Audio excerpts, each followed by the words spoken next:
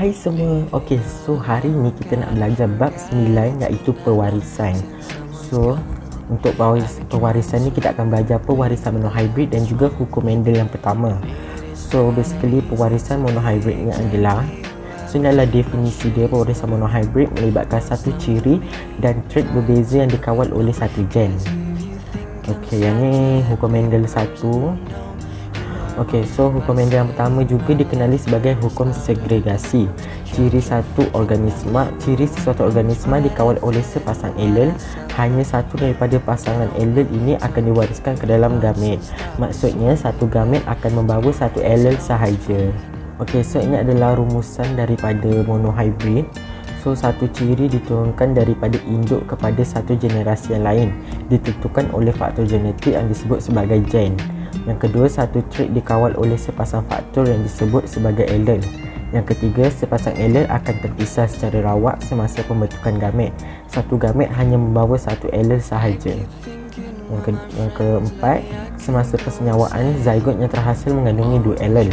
Persenyawaan berlaku secara rawak, maka homozygot dominan akan menunjukkan ciri dominan, manakala homozygot resesif akan menunjukkan ciri resesif. Genotip heterozygot akan menunjukkan ciri dominan. Okey, so kalau kita tengok dekat sini, dia ada dua gambar raja, satu gambar raja skema dengan gambar raja segi empat panel. So gambar raja skema ni kacaukan generasi induk. Okey, so kat sini ada warna bunga iaitu warna ungu dengan warna putih. So warna ungu ni adalah homozygot dominan. Lepas tu yang warna putih ni pula homozygot resesif. So bila proses meiosis berlaku, gametnya akan bawa satu allele saja. Untuk ungu ni dia akan bawa B besar dan warna putih ni akan bawa B kecil. So proses persenyawaan akan berlaku dan akan membentuk heterozygot yang dominan. So untuk kacaukan yang bawah ni pula, kita ada dua jenis bunga yang sama warna, iaitu warna ungu dengan warna ungu. So warna ungu ni macam yang tadi tu, dia adalah heterozygot dominan. So dia akan bawa dia akan ada dua gamet yang membawa dua allele yang berbeza, satu B besar dan B kecil, dua-duanya sama. So proses penyawaan akan berlaku dan akan membentuk beberapa genotip. Kat sini kita ada B besar dan juga B besar iaitu dominan. Lepas tu B besar dan juga B kecil iaitu dominan juga, dan B kecil dan B kecil iaitu resesif iaitu berwarna putih. Kita tengok kat sini kenapa ada bunga yang warna putih, sebab dia bawa sepasang allele yang resesif iaitu B kecil dan juga B kecil. So nisbah fenotip dia kita dapat 3:1. Okey, so untuk gambar raja segi empat panel ni sebenarnya sama je dengan gambar raja skema ni, cuma dia ringkaskan lagi dalam bentuk yang termudah supaya kita mudah faham. So dekat sini sama je, dia akan dapat 3:1 juga dia punya nisbah fenotip dia. So kita akan dapat 3 yang ungu, lepas tu 1 yang putih. So itu sahaja and terima kasih. Okey, seterusnya saya akan menerangkan tentang istilah-istilah yang berhubung dengan bab pewarisan. Antaranya ialah gen dan allele, ciri dan trait, fenotip dan genotip, homozygot dan heterozygot, allele dominan dan allele resesif, generasi induk dan generasi filial, trait dominan dan trait resesif, dan akhir sekali marker tuling dan hybrid. Gen dan allele. Maksud gen adalah unit asas pewarisan yang terdiri daripada satu segmen DNA yang menduduki lokus tertentu pada suatu kromosom. Manakala allele ialah bentuk alternatif gen bagi trait tertentu yang menduduki lokus yang sama pada kromosom homolog. Hai, saya akan terangkan tentang ciri dan trait. Ciri ialah faktor yang diwariskan. Sebagai contoh, ketinggian, warna mata, kumpulan darah dan resum pipih. Sesuatu ciri merupakan sifat tersendiri bagi sesuatu organisma. Trait pula ialah variasi bagi ciri tertentu. Setiap ciri yang diwarisi ini terdiri daripada trait yang tertentu. Sebagai contoh, ketinggian adalah suatu ciri, manakala tinggi dan rendah adalah traitnya. Seterusnya ialah fenotip dan genotip. Fenotip merupakan ciri yang ditunjukkan atau dipamerkan oleh sesuatu organisma. Dan genotip ialah komposisi gen suatu organisma dan tidak dapat dilihat. Seterusnya, allele dominan dan allele resesif. Allele dominan ini merupakan allele yang menunjukkan trait yang apabila hadir dan menutup atau menindas kesan allele resesif. Allele dominan ini diwakili dengan huruf besar, sebagai contoh B besar. Allele resesif pula merupakan allele yang menunjukkan traitnya apabila kedua-duanya ialah allele resesif. Kesan allele resesif ditindas jika allele dominan hadir bersama-sama.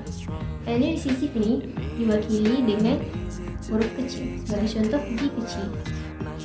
Homozygot dan heterozygot.